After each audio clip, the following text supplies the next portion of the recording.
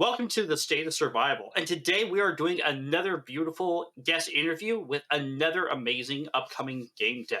Today I'm joined by Jarl of Goats, and we are also joined by John. So you're creating the game Hunter Uprising. What is that game actually about? Yeah, so the game is actually about mercenaries, about a world that was basically infested with supernatural creatures, and uh, the only way to survive was to build walls, create zones that are called danger zones, and those are full of those supernatural creatures, and mercenaries actually go inside to like make the flood uh, of the monsters smaller. So the humanity is trying basically to stop the infestation to spread. And yeah, the game is basically you are the mercenary who is going to the zone and tries to stop basically the infestation to go out of the walls again. So it sounds like this game has a lot of cool aspects to it. You know, there's some walled off areas, there's monsters you have to go in and hunt and like really take care of. It has a lot of PvE sounding elements to it, but is there PvP in there as well? Yeah, there is quite a lot of PvP part actually, because we wanted players to enjoy not only PvE but even PvP, the same as other extraction games. We think that it brings to the game much more fun actually, and much more like different experiences. Every round is different because there is always different players, and you never know how they will behave because they are working for different companies as mercenaries, same as you. And you know everything that you will find in the zone has a price on it. The same is with the bounty from the alpha monster. So basically what I want to say is like it depends on you if you want to cooperate or fight over it. There is always basically two bounties from the alpha monster. It will be up to you how you decide to get it. You can kill other players for it. You can decide to like make a deal. Everyone will take one, or you can be like, no, I will take everything and I will just run. And you can run, of course, because there is several ways how to get out of the zone. Really like that mechanic too, because if you aren't prepared for the fight, because I've seen a lot of these games where the creature sneaks up on you, you may not be ready to go toe to toe with it, and if you somehow survive, you then got to pack up and ship out before everybody else swarms you. So I really like that mechanic because it's always keeping you on your feet.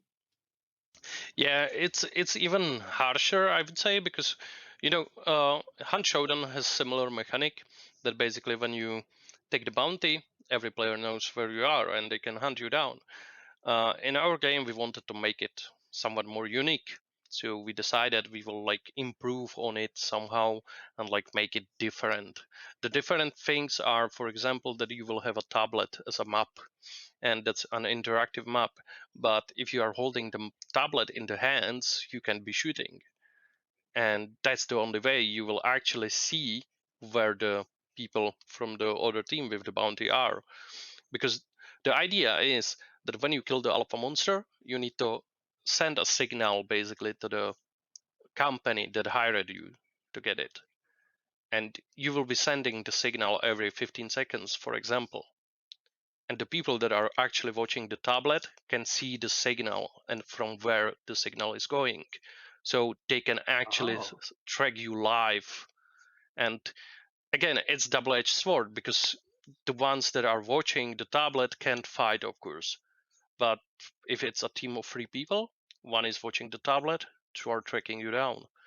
And there is like quite a lot of tracking actually done in the game because we have even bloody footprints, for example. Um, we have even different weather and stuff like that. It's absolutely crazy. I actually am really interested more about the game's features right now because you guys were talking about how you guys are going to be going into these zones. They're walled off. There's monsters in Yeah. there. There's things to hunt. There's bounties. But like, what kind of monsters are we talking about? Huh? Like, am I going to be fighting, the stereotypical zombies? That was actually the first idea about the monsters. We wanted to have the zombies, but just as the really like the foot soldiers that will like be still there. They will be annoying, but they will be not that real danger. The real danger is somewhere in the dark waiting for you. There is Wendigos, there is werewolves, there is werebears and stuff like that. And those are the ones you should be scared of. The same with the ghosts and stuff like that.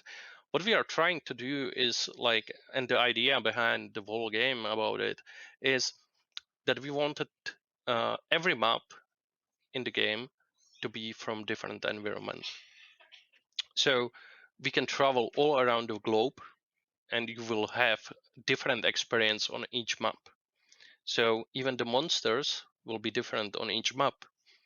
So right now, the first map we are doing is from America.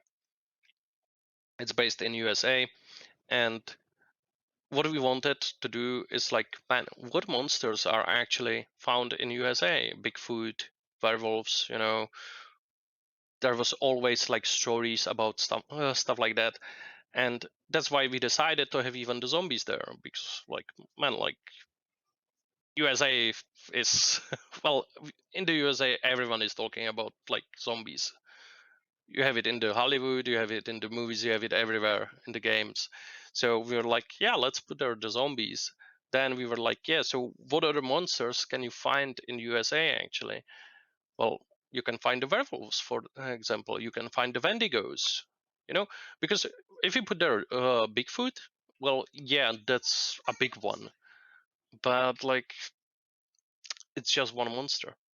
It's also not really what I like about the fact that you're going into these cryptids and these supernatural monsters is that I think every culture can identify with them. Like, yeah, we've got Bigfoot. It's in Mhm. some areas it's called Bigfoot. Most people recognize it as Sasquatch.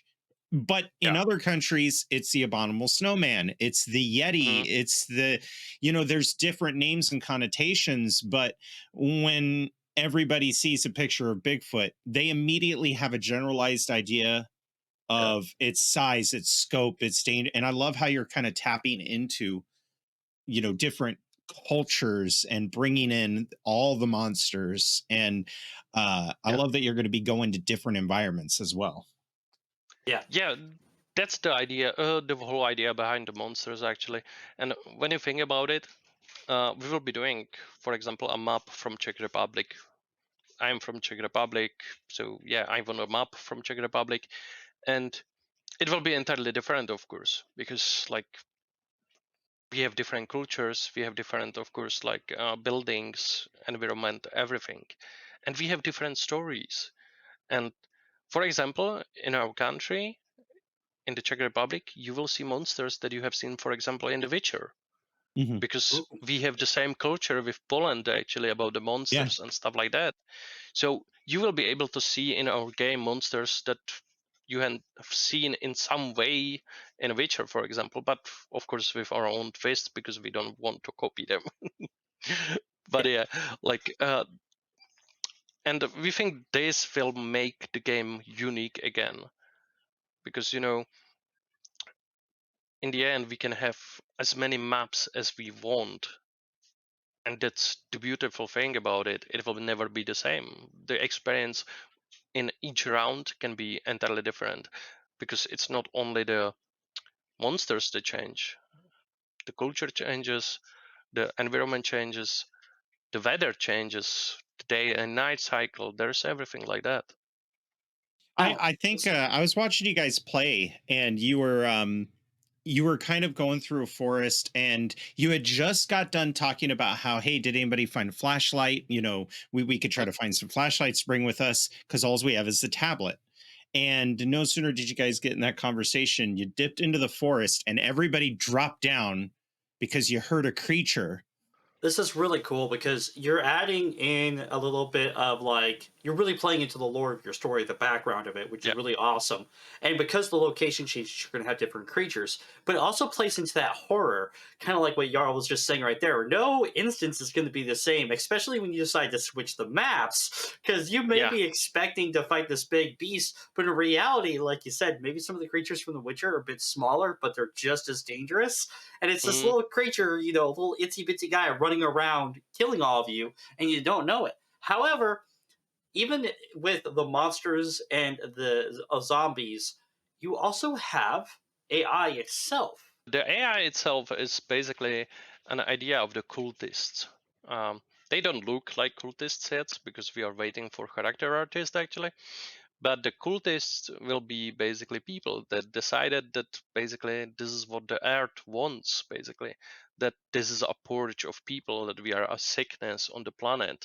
And those Oh, monsters are there to get rid of us people.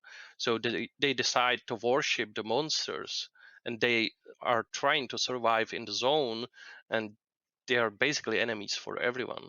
So when you go into the zone, you are actually fighting monsters, you are fighting other mercenaries, and then there are cultists. And not anyone in between them likes each other, actually. Everyone hates each other. So everyone actually fights each other. You can actually go to the, for example, part of the forest where you will see the cultists and they will be fighting off zombies, for example. And then they will attack you if you engage in them. So that's something again that changes the flow of the game. You know, they can have different guns, they can shoot at you, but well, you can loot them after that. You can get their loot, you can get their guns, sell them, you know, I love it. stack them in your safe house actually. Let's go ahead and talk about safe houses. Like, Yeah. so it is an extraction game, but it sounds like your safe house is kind of different than other extraction games. So we decided that the safe house will not be just a safe house for you. It will be a whole basically survival part of the game, because the idea behind it is that at the start it started like a support for the extraction mode.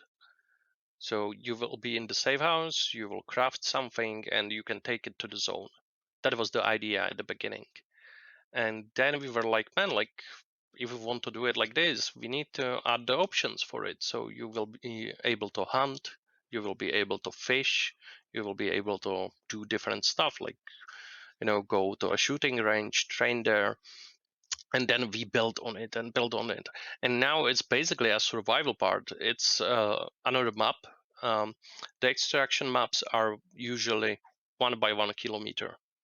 The safe house map right now is 2 by 2 kilometers, so it's much bigger. And it's proper survival, basically. That will be purely PvE. You will be able to invite there your comrades, so you will be able to put there like 3 members with you, and you will be able to together go hunt, fish, like I said, anything like that. And there will be even some quests, because we have a whole city again in the safe zone, and you will be able to get quests there. You will be able to talk to NPCs, buy from vendors, do everything you basically do in other survival games, but it's purely PvE, so you can calm down, because everyone knows that in extraction games there is times that you are tired of it. You don't have your day, you know, you got shot, I don't know, 20 times in 10 minutes. It's crazy. You're like, man, like I'm not gonna play this anymore. And we didn't want you to actually exit the game. We didn't Yeah. want you to like, yeah, I'm turning it off, I need to calm down. Well, you can calm down in the safe zone actually, because that's the PvE. You, who will not calm down fishing, you know?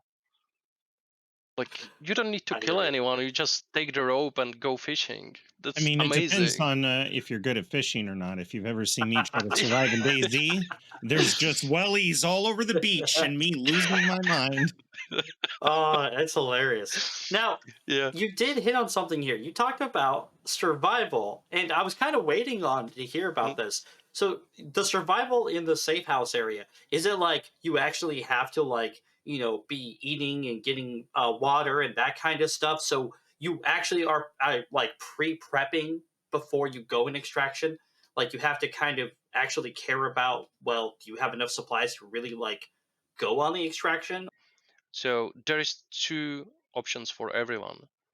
If you don't want to do it, you don't have to. You can do everything through the computer in your safe house. You just connect to the computer. There is a vendor. You can buy everything you want from the vendor. You can go to your stash, you know, pick the stuff and go to the zone. There is Mhm. nothing stopping you. That costs you only in-game money. Or there is the other way, and that's surviving. So you are in the safe house, you craft the stuff. Basically, you hunt down deer, for example, for the meat. You prepare a meat.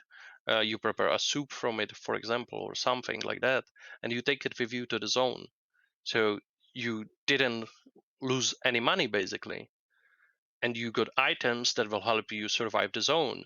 Because, for example, the food will give you 10 minutes bonus for the stamina recovery. So if you have the food, you are in the extraction, you have a boost, you have an edge on anyone else who doesn't have it. Of Ah. course, other players, we don't want them to like have problems like this if they can't or they don't have time to do that in the survival zone. They can buy the pure clean food that is fresh. But if there is someone who will be like, man, like I can find food in the zone, yeah, you can find the food in the zone, but that's double-edged sword. It doesn't have to be fresh. So if you find the food in the zone, it can actually debuff you. So you have to Oh. be careful what you are eating. And we didn't want to overdo it, of course, with the like stuff like in Tarkov that you need to have like 20 items for healing, 20 items for eating and stuff like that. So it's not that harsh, but still just the little changes like 10 minutes bonus to the stamina, that gives you a really big advantage. And the survival part is basically about this, about gaining the edge for free. You don't need to spend your money. You can craft, you can hunt, you can do whatever you want, like you are in the survival games. I'm so glad that you brought all this up because I always wondered that myself. Like, gosh, it would be really nice if we had a hometown, because I refuse to believe that Mhm, humanity would just be at odds with each other. And I would mhm, be preparing in the town. It reminds me of an old show that only lasted a season or two. It mhm, was called Dominion, based off the movie Legion. But the idea was all the humans had to retreat to walled cities, mhm. and if they stepped out, they'd have to fight angels and demons, and there wasn't a whole lot of stuff to scavenge out Yeah. there. So of course, inside the city you could spend big money on pure food, or you Mhm, can work at gathering it yourself. But I love the idea that you'll have a staging point, because that feels more mercenary bounty hunter to mhm, me. You're not just gathering everything you need, leaving with empty pockets and going and getting mhm. chicken while there's a Wendigo hunting you. And I love that idea. Yeah. Yeah, we are trying to do it so there is always, the meaning to the things you do in the game. So there is meaning to the extraction zone, there is meaning to the survival part. And you can play both. You can play only one of them. You are not pushed to anything. We don't want players to be like, yeah, I need to do this. We want you to have the choice. So that's why we are trying to balance it. And I know it will be not easy to every time balance it, but I think it will be good that players have the option to actually get everything they need for the extraction zone to get for free. You have all this realism, but how far did you go with it? Far enough that when you walk into a house, you leave wet footprints, Mhm, which if you're trying to hunt and scavenge supplies, or other players could see it. mhm. You also see footprints. I saw you guys encountered a zombie one time, and the zombie Yeah, had left footprints too. And then the snow. I think whenever you hear people bring up snow, they're always like, yeah, but is it Red Dead Redemption 2 snow? This is pretty dang close to Red Dead Redemption 2 snow. And it's that environment that I think makes preparing inside the city even more important than mhm, just going out. Because if I'm starving to death and I still haven't gotten my bounty, and I see one guy who's got plenty of food, it's a me or him thing. yeah, And it ain't going to be me. So it's interesting that just the environment alone, after you tag the mhm, creature and you're trying to get out, people being able to track you with snow drifts and stuff. mhm. What was that a primary focus to the game, or was that something that you felt was enabled by Unreal Engine 5? Yeah, this is a part actually we wanted to have as realistic as possible. Uh, Unreal Engine gave us the option to do it like that. And the thing is, like, we together with Jason, actually, we both were always like, man, like we hate how the rain is done in the games actually like this, because it's not that like realistic when you think about it. Quite a lot of games do it, that they decrease how dense the rain is, for example. They decrease how the sounds are loud and everything, and it just doesn't feel right. And we wanted it to be as realistic because like it will change entirely the atmosphere. Like the weather changes during the match every day. Every match starts at 7 a.m. So every time you go into the zone, it's 7 a.m. You have basically 24 hours for the match, 45 minutes. First half hour is the day. Last 15 minutes is a night. That's the only set rule on that. And then the random weather and the season is purely random.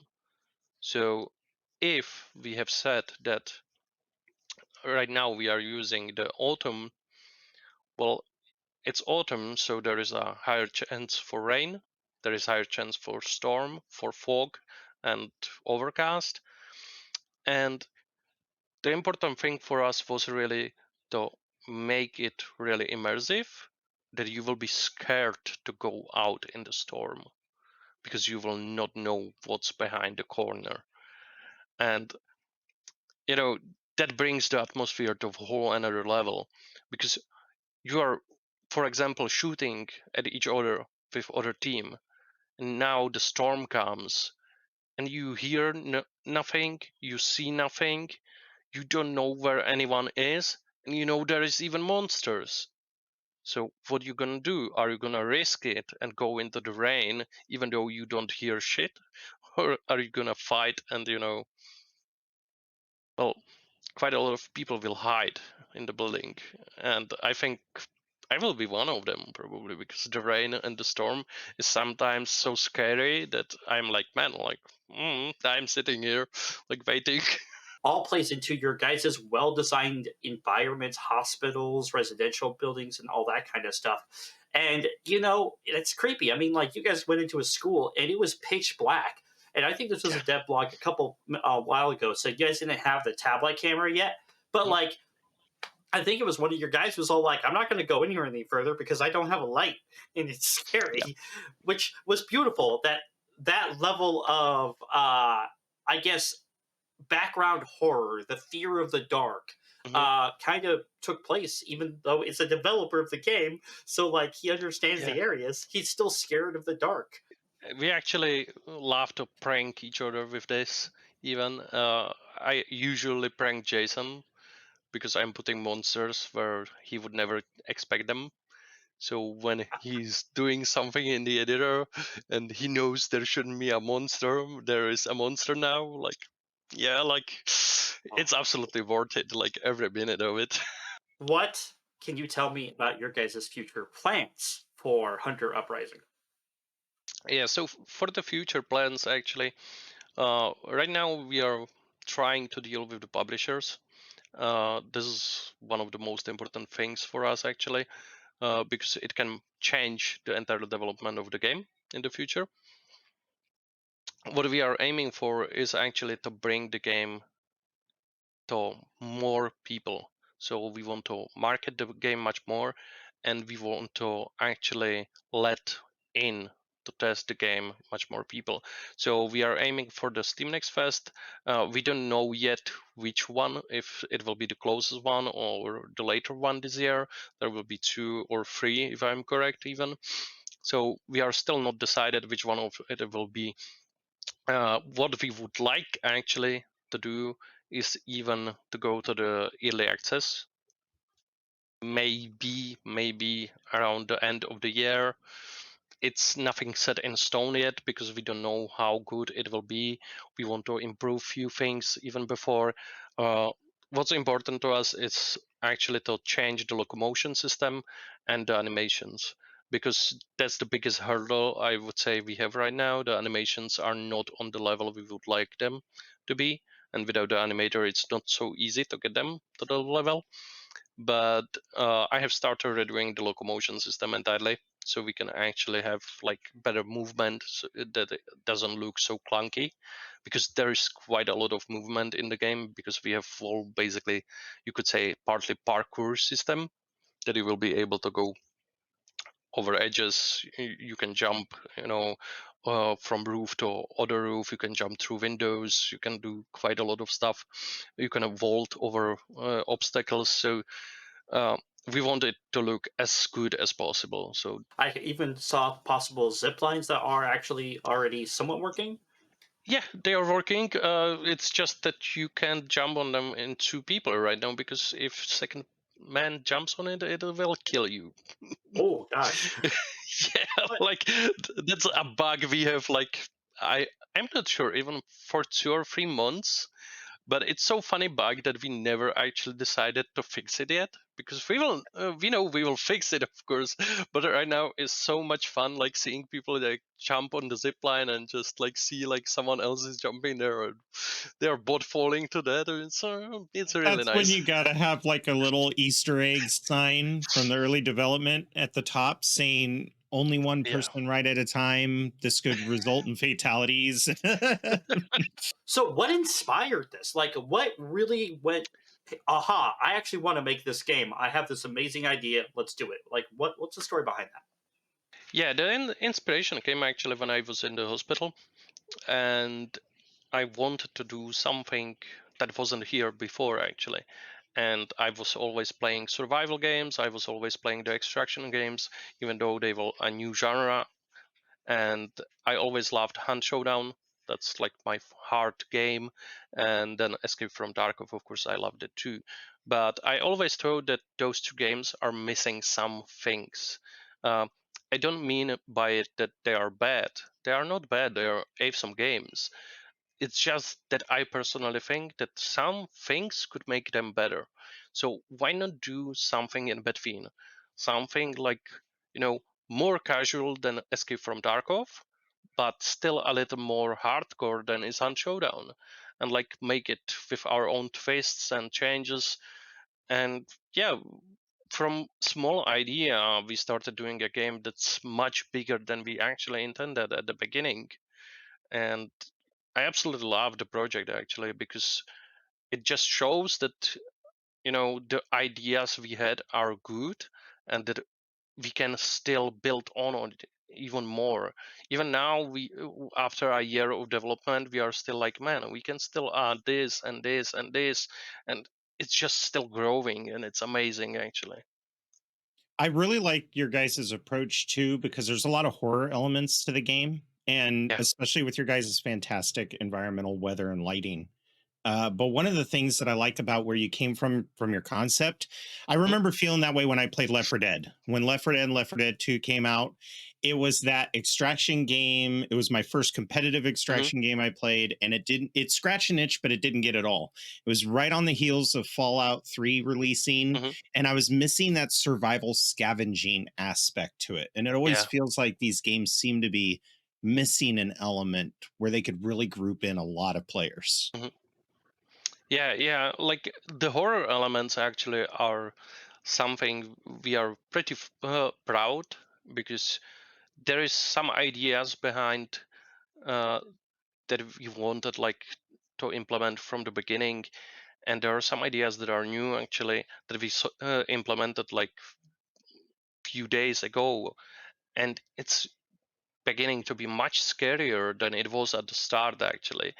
And we absolutely love this side of the development, because um, for example, we had an idea from the old Silent Hill game. I assume you have played the first Silent Hill games, Oh yeah. and the horror aspect of the game is just amazing. Like just the beginning with the fog everywhere, and the sound of the siren, it's just crazy. So right now it is like when you are trying to extract from the zone with the bounty, and you leave the zone, the sirens start to sound through the map. The fog comes, all the monsters are 10 times more aggressive, more faster, and they are tracking you down. So if you are between the players that actually stayed in the zone after the bounty is out, well, you will have a harsh time actually surviving. Now, you did hit on this whole development and talking about these Mhm. wonderful features and how you're expanding upon them all the time. It's not just you developing this game, too. You have actually a good team behind you. And who are they and what do they do? Yeah, so I have a friend who was basically an engineer for different softwares for many years, and he worked with me on the last project I was a manager for. Mhm. And when I came with the idea, our lead engineer joined me on that, and I was really happy for him because he's a really good engineer and he knows his stuff about games and everything. So I was like, man, like we are two, we need to increase the size of the team, and that's when we actually wrote to Jason Howard, Septic Falcon. Uh, Jason Howard is amazing survival game YouTuber. He knows his stuff around all the survival games all around. He played Daisy, he plays Miscreated, he played everything basically there is about the survival genre. So I was really happy to have him around, and he joined the team and he's like the core member now. He's like my brother. I really love him. There is several other people that actually help with the project. I have to say, mainly we have a great sound engineer and sound designer. Um, these guys are working for Artlist.io, and Wow. they are really good at the stuff they do, and it's really great to have them. The same is with Babson. I'm pretty sure you know who Babson is. Babson is the guy that created basically amazing soundtrack for DayZ actually, Oh, and wow. he's working with us actually in our game. He created the first music we have in our game. It's even in our trailer. There is second song from him, and he will be helping us create the best atmosphere for the game. So yeah, Nice. this is basically our core team. We have like some members that are like, I would say, joining us for a few weeks, for example, to help us with something, and then they are getting out of it because, yeah, it's not paid job. So you know, not everyone will stay forever in the team. So, how many years of game development do you actually have, like, as the head of the studio? Yeah, for me, it's basically 3.5 years right now, entirely Very in the nice. game development. I have some experience, of course, from the mods. I was doing modding for many games throughout basically the whole of my life. So yeah, like I do love modding of the games, and I was doing that for, I would say, more than 10 years actually of my life. So, game making, as many of us know, and the viewers probably understand, is quite a complicated and hard process, especially for indie developers such as yourself. What kind of challenges have you really faced and overcome while you're developing Hunter Rising itself? It's more about not be afraid of it. If you want to develop something, you should do it. And I never actually noticed there would be something like really uh, complicated for us to do. It's more about like the experience and of course like money. You could say that's the only concern indie developers have. I would say um, Right. because right now, even now, like we are doing volunteering work. Of course, we are paying everything from our own pockets, and it's of course not easy. That's why we have everyone has a different job in his life, of course, and we are doing this in our free time. But the thing about is that we want to work only on this game. We want to only work on the game itself, not do any other jobs, and have this as our main job. But if you are looking like on it like, yeah, there's several problems, I can do this and this and this. No, you need to look at it like I need to make time for it. I need to learn this because if I'm stuck on something, I need to learn how to go around it. And in the game development, to me, it seems like there is nothing that you can't learn actually. Right. Yeah, you need specific talents, for example. But if you have the talent, you can do anything actually. And the only thing we are now missing, for example, is a 3D artist for the characters and animator. 3D artist, well, you can actually do without 3D artists for now, because you can use assets. We are using assets. We are not like afraid to say it, because we are not using the assets as many people are using them. There is quite a lot of teams that use the assets in the way that they will buy the asset and put it in the game like it is. They will not do anything to it. Yeah. They do quite a lot of demo assets, basically, because quite a lot of assets are provided with a demo setup with demo levels or something, and they just take that level, put their character, and they say, well, I made a game. No, it's not like this. If you are using assets, I don't have any issue with it, because we are doing it too. But change something, do something, some work on it. Mm-hmm. If we are using assets, we are never using the demo asset, demo level, basically. And Yeah. if we would change it so much that you would never recognize it. And that's what I think is important, that you need to work on it and you need to show that you actually worked on it. That's why we are changing textures, we are changing, the meshes itself. Today you can do anything in Unreal, basically.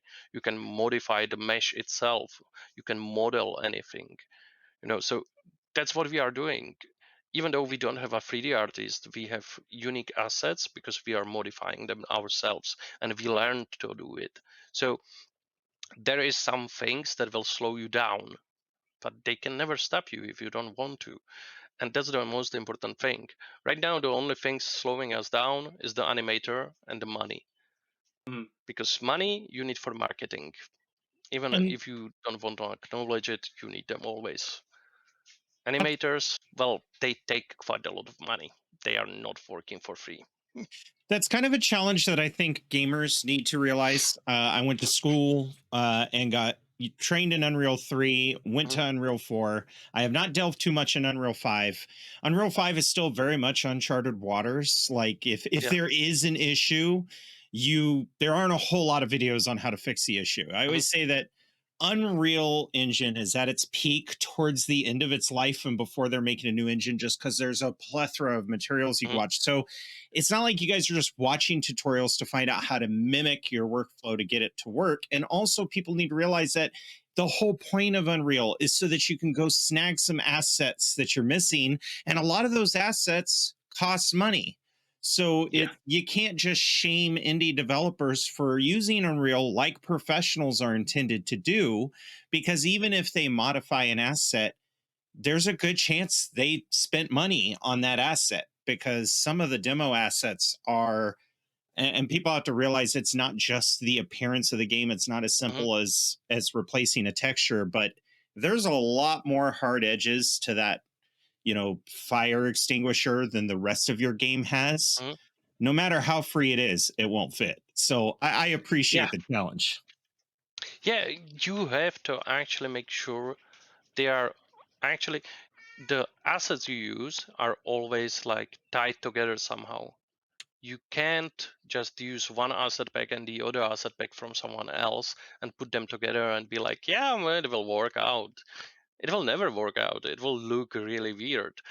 Moving on to actually talking about your guys' assets and your guys' work, is that you guys are always posting and showing off new and exciting features, and then you guys are going back and retouching those towns, those features, those models, all that kind of stuff. But what makes you guys take such an open approach when it comes to showing off your guys' work? Yeah, from that point, we wanted to be a little different again about the development, because when you look at the companies, they are always sharing only the best stuff about the game. I understand it. It's marketing. When you are doing the marketing right, well, you don't need anything else. We have seen quite a lot of games and even indie games that were actually like showing amazing stuff. We bought them, we were like, man, I love it. It's amazing. And when it came out, we were like, oh hell, no, this is not good. Like everyone knows about Dead Matter, for example.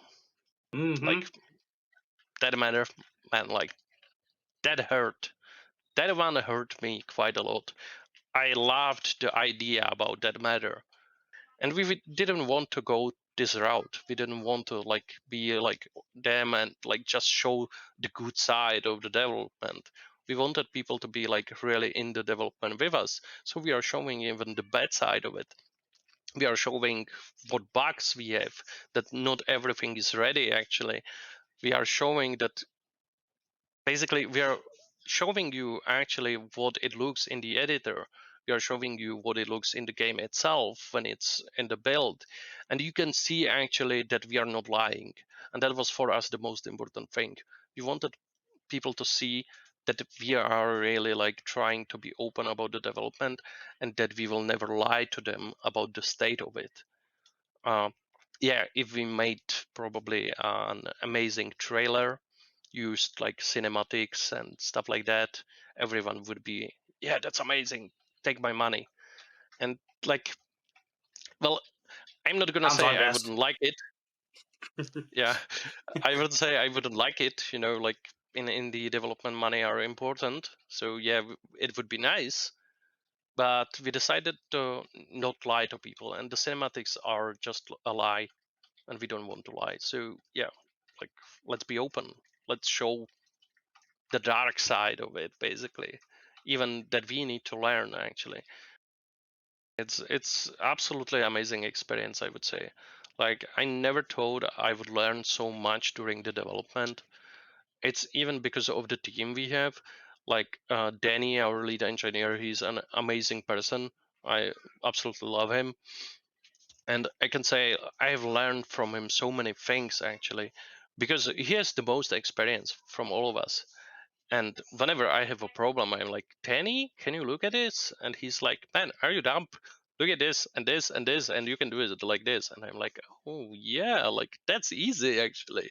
And I learn something new every day actually with him, and that's a really nice experience to have, because you know there is nothing like learning something new that makes you actually uh, joyful and having fun. And the development is quite a lot of fun for us, even though there is some harsh days. Of course, you are tired and everything from two jobs or anything, but it's still fun, so much fun to work on a game that's something in your heart, and that you want to show off people. It's entirely different. It's amazing to hear that you guys are continuously learning, not from others all the time, but actually from each other. And that's a really cool thing because it shows you guys have a lot of good chemistry with your teamwork. But that does bring up a question. You guys are a indie studio with quite a small team, and you guys have Mhm. been working really hard in the background.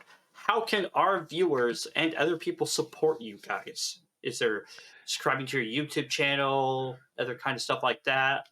Yeah, the biggest support to us is actually sharing. Uh, if you share the videos, if you share the information from us, share the Discord, share the news from the game, share the dev blogs, anything like that, that's the most appreciated thing. That helps us actually quite a lot, because the marketing is the most important thing for the game right now. Because with bigger reach, we can reach to some people that would maybe want to help us in different ways, of course. And like, we are not saying we don't want your money. Every developer wants the money. That's why we have even the Patreon, but we are That's not honest. promoting it. Patreon is something we have for really the people that really, really want to support us in other ways than sharing and stuff like that. I'm not gonna lie, I can tell you right away, we have there like 10 members that we have there from the beginning of the development for a year that are still supporting us monthly, and that's really amazing. But we are really not promoting Patreon because we don't think that's the right thing to do right now. We are Mhm. not looking for funding from people. Um, it helps us buy assets, definitely. That's amazing and it's really appreciated. But we don't want people to actually pay for everything right now. If we decide to go that way, if we can't get a publisher, we will probably try Kickstarter or something in the future. Uh-huh. But you know, it's just something that we will decide in the future. right now the sharing is the best thing you can do. That is very honorable of you, and I really appreciate that. You heard it here, folks. If you guys wish to help support them the best you possibly can, their social links are going to be down in our description below. Go click on that Twitter, comment on their photos, go join their Discord, give feedback, go to their YouTube videos, comment there, like them if you can. Just overall, like you said, share and talk about the game, let other people know about it, because, like we all know, word of mouth is one of the most powerful tools to get people interested in something. Now, do you have anybody that you would like to do shout outs to or whatever when it comes to helping with the development of the game so far in the Hunter Rising Uprising? Yeah, like from the point of shout out, actually, I can shout out actually Jason Howard, because I really appreciate him being here with us and being the part of the team. He really is the core member. He helped us from the beginning. He has quite a lot of work because he's streaming, he's doing YouTube and everything. He has, of course, big family, so he needs to care for it. So he doesn't have so much time to be with us right now. But I still take him as a core member of the team, and I really am thankful for him to be here with us. Well, folks, thank you very much for coming to our interview with the Wolf Den Studios lead developer and project lead, John, and talking about Hunter Uprising. Keep an eye on this, folks. While it's still very much in development, the game has a lot of promise, and this team seems very excited and very dedicated to this game. Well, we'll have a wonderful day, and ta-ta for now. Thank you for having me. Bye.